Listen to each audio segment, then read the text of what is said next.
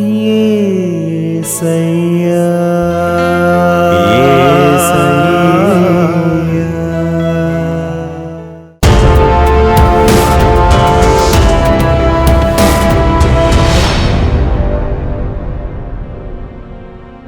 మిమ్మల్ని ఎవరైనా గాడిద అని తిట్టారా? డోంట్ వరీ, అందుకు మీరేమీ చింతించాల్సిన పని లేదు, విచారించవలసిన అవసరం అంతకన్నా లేదు. మీరే కాదు, చాలామంది ఏదో ఒక సందర్భంలో గాడిద అని పిలిపించుకుంటూనే ఉంటారు. ఆ మాట అనిపించుకున్నందుకు మనం బాధపడటం కంటే ఒకంత గర్వపడాల్సిన మాటే అది. ఆశ్చర్యంగా ఉంది కదూ? అలా ఎందుకు మనం తెలుసుకోవాలి అంటే ఈ వీడియో మీరు పూర్తిగా చూడాల్సిందే. బైబిల్లో ఎన్నో సందర్భాలలో గాడిదకు సంబంధించిన ప్రస్తావన ఉంటుంది.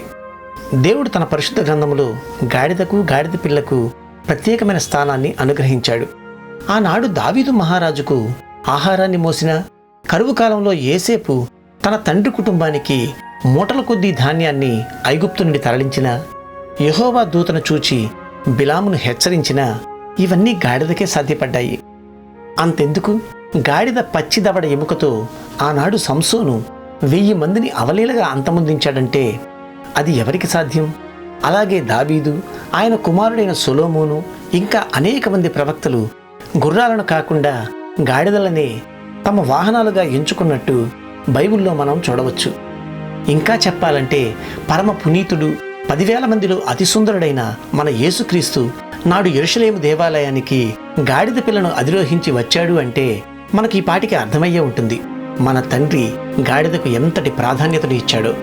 ఇవన్నీ మనం చూస్తుంటే బైబిల్లో ప్రకటించబడిన దేవుని వాక్కును ఒకవైపు ప్రవక్తల ద్వారా, మరోవైపు ప్రవక్తల ప్రవచనాల ద్వారా లోకానికి అందించడంలో గాడిద పిల్ల దేవుని ప్రతినిధిగా వ్యవహరించిందని మనం భావించవచ్చు.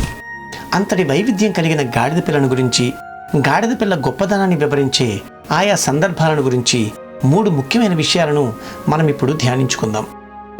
గాడిద దేవుని ద్వారా విమోచింపబడినది.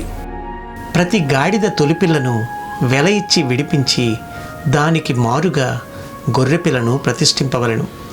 నిర్గమకాండము 13వ అధ్యాయము 13వ వచనము. మోషే ధర్మశాస్త్రం ప్రకారం మొదట జన్మించిన దూడను గాని గొర్రెపిల్లను గాని యెహోవా దేవునికి సమర్పించవలసి ఉన్నది. కానీ గాడిద పిల్ల మాత్రం దానికి ప్రతిగా గొర్రెపిల్లను దేవునికి సమర్పించుకుని విమోచింపబడినది. నిర్గమకాండము 34వ అధ్యాయము 19-20 వచనాల్లో ఈ విషయం చాలా స్పష్టంగా చెప్పబడింది. ప్రతి తొలిచూలు పిల్లయు నాది, నీ పశువులలో తొలిచూలుదైన ప్రతి మగది దూడయే గాని గొర్రెపిల్లయే గాని అది నాదగును. గొర్రెపిల్లను ఇచ్చి గాడిద తొలిపిల్లను విడిపింపవలెను. దాని విమోచింపని ఎడల దాని మెడను విరగదీయవలెను. నీ కుమారులలో ప్రతి తొలిచూలు వాని విడిపింపవలెను. నా సన్నిధిని వారు వట్టి చేతులతో కనబడవలదు. ఈ వాక్యం తేటతెల్లంగా మనకు చెప్పేది ఏమిటంటే గాడిద పిల్ల దేవుని ద్వారా విమోచింపబడింది అని. ఒకవేళ గాడిద పిల్ల బదులుగా గొర్రెపిల్లను సమర్పించడం ద్వారా గాడిద విమోచింపబడనట్లయితే గాడిద పిల్ల ఈ భూమి మీద జీవించడానికి సాధ్యపడేది కాదు. ఎందుకంటే గాడిద పిల్లకు విమోచన లేదు కాబట్టి. ఇలాంటి విమోచనే క్రీస్తు ద్వారా మనకు లభించింది. ఎందుకంటే యేసయ్య దేవుని గొర్రెపిల్ల అని పరిశుద్ధ గ్రంథమే చెబుతుంది కాబట్టి. మరునాడు మరలా యోహానును అతని శిష్యులలో 2 నిలుచుండగా అతడు నడుచుచున్న యేసు వైపు చూచి, ఇదిగో దేవుని గొర్రెపిల్ల అని చెప్పెను. అతడు చెప్పిన మాట ఆ 2 శిష్యులు విని యేసును వెంబడించిరి. యోహాను సువార్త 1వ అధ్యాయము 35-37 వచనం వరకు. కాబట్టి గాడిదను పోలి జీవించుటలో మనం ఏమాత్రం సిగ్గుపడాల్సిన పని లేదు. ఎందుకంటే మన ప్రభు అయిన క్రీస్తు ద్వారా మనకు శాశ్వత విమోచనము లభించింది కాబట్టి. ఎఫెసీయులకు రాసిన పత్రిక 1వ అధ్యాయము 7వ వచనము, అదేవిధంగా ప్రకటన గ్రంథం 21వ అధ్యాయం 27వ వచనాల్లో ఈ విషయాలను మనం స్పష్టంగా చూడొచ్చు. గాడిద వివేకము కలిగిన జంతువు. సంఖ్యాకాండము 22వ అధ్యాయము 21వ వచనం నుండి 34వ వచనం వరకు మనం గనక గమనిస్తే ప్రవక్త అయిన బిలాము గ్రహించలేని దానిని ఓ గాడిద గ్రహిస్తుంది. బిలాము చూడలేని దానిని గాడిద చూడగలుగుతుంది. దేవుని దూతను చూడలేని బిలాము గాడిదను అడ్డుకుంటున్న కొడుతున్నా కూడా ఆ గాడిద యెహోవా దూతను చూచి తాను నడుస్తున్న త్రోవను విడిచి పొలాల్లోకి తీసుకెళ్తుంది. చివరికి ప్రాణాలు తీయడానికి ఎదురు నిలిచిన దేవుని దూత ఖడ్గపు బారి నుండి బిలామును రక్షించి కాపాడగలుగుతుంది. పేతురు రాసిన 2వ పత్రిక 2వ అధ్యాయం 16వ వచనాన్ని గనక గమనిస్తే, ఆ బిలాము దుర్నీతి వలన కలుగు బహుమానమును ప్రేమించెను, అయితే తాను చేసిన అతిక్రమం నిమిత్తము అతడు గద్దింపబడెను. ఎట్లనగా నోరులేని గార్ధబము మానవ స్వరముతో మాట్లాడి ఆ ప్రవక్త యొక్క వెర్రితనము అడ్డగించెను. ఈ వచనం ద్వారా గాడిద నోరులేని ప్రాణి అయినా కూడా బిలాము కంటే వివేకం కలిగి వ్యవహరించిందని పేతురు మనకు తెలియపరుస్తున్నాడు. కాబట్టి మనం ఈ లోకంలో గాడిదను పోలి జీవించాలి. బిలామును గాడిద ఏ విధంగానైతే హెచ్చరించిందో అదే రీతిగా మనము ఈ లోకంలో క్రీస్తుని ఎరుగని వారికి ఆయన ప్రేమను గురించి, ఆయన అందించే రక్షణ గురించి తెలియపరచాలి. తెలియజేయడం మన బాధ్యత. వింటారో లేదో అనేది అది వారి సమస్య.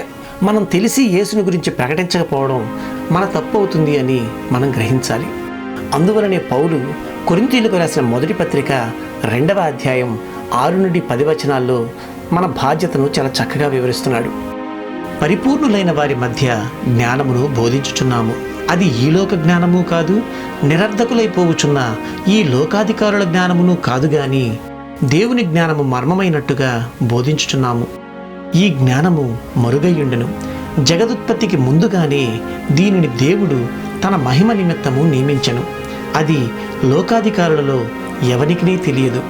అది వారికి తెలిసియుండిన ఎడల మహిమాస్వరూపియగు ప్రభువును సిలువ వేయకపోయియుందురు.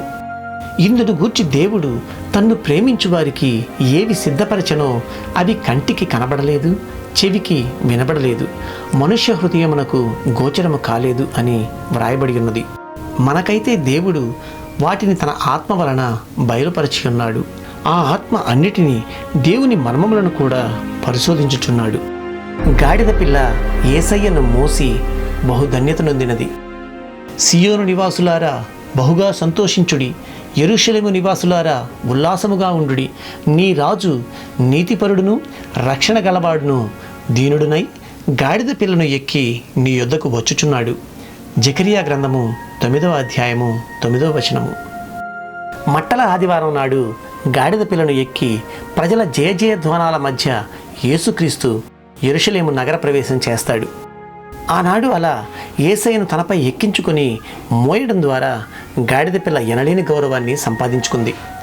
అందుకే పౌలు మనల్ని ఉత్తేజితులను చేస్తూ రోమీలకు రాసిన పత్రిక 12వ అధ్యాయం 1-2 వచనాల్లో ఇలా అంటున్నాడు: కాబట్టి సహోదరులారా, పరిశుద్ధమును దేవునికి అనుకూలమైన సజీవ యాగముగా మీ శరీరములను ఆయనకు సమర్పించుకొనుడని దేవుని వాత్సల్యమును బట్టి మిమ్మును బతిమాలుకొనుచున్నాను. ఇట్టి సేవ మీకు యుక్తమైనది. మీరు ఈ లోక మర్యాదను అనుసరింపక ఉత్తమమును అనుకూలమును సంపూర్ణమునయ్యున్న దేవుని చిత్తమేదో పరీక్షించి తెలుసుకొనున్నట్లు మీ మనస్సు మారి నూతనమొగట వలన రూపాంతరము పొందుడి. చూసారా, మనం దేనికి పనికిరాని వాళ్ళను గాడిద అని సంబోధిస్తాం.